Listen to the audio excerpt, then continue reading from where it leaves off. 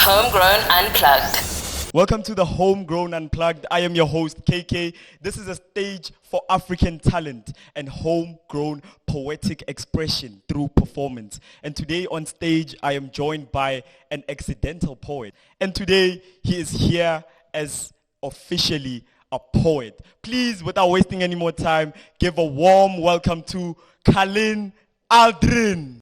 In a world where we see Satan's hand more than Jesus's, a world where love is the only drug we're exposed to when we constantly need a fix, everything is broken. We have no idea who Jesus is.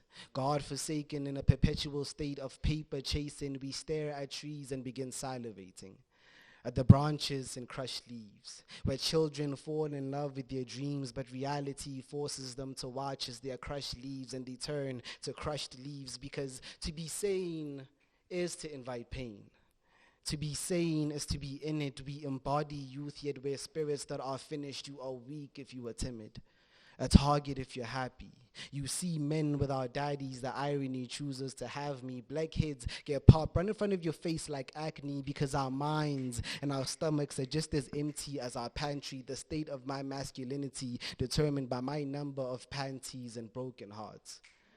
We turn treasures into antiques. Heaven will not have me. I assume that's because it doesn't want us to have it. That explains the havoc, or why abuse in all its variety has become a habit. Security, a fairy tale, and witchcraft our only form of magic. That's why we can't spell. Nativity is a gum that we're constantly chewing. Our tongues are forgetting that we're African, but our lives are so good at reminding us, God, why are you trying us? If this is for your glory, then why are you binding us? Could you please stop fighting us? Put yourself in our shoes. I know Jesus came and got bruised, died on a cross, and that's the day we got you, but I think it's unfair that you've forgotten us, even though we've never forgotten you. I shouldn't be saying these things, but I got to. Give us better lives. We want to say we have lived, but looking back now, we've only seen the devil since. And at this point, we don't even cringe, because we've done and become far worse to put food on the fridge, and this is as true as it gets. To my family, I'm a provider and a protector, but to you, I'm a mess. But if you place us in these situations, then what else would you expect? Our lives are regrets, and we're all Gretzky's. You've learned to love the coldness that occupies ribs that are empty, and you expect me to say no when the devil tries to tempt me. It's ironic how you say that you love me, even though he's the only one who's ever really took his time and met me. Friends, Yeah, man. why do you write and who do you write for? Why do I write and who do I write for? I grew up like in a Christian background. You know, I have a real Christian history and all of these things.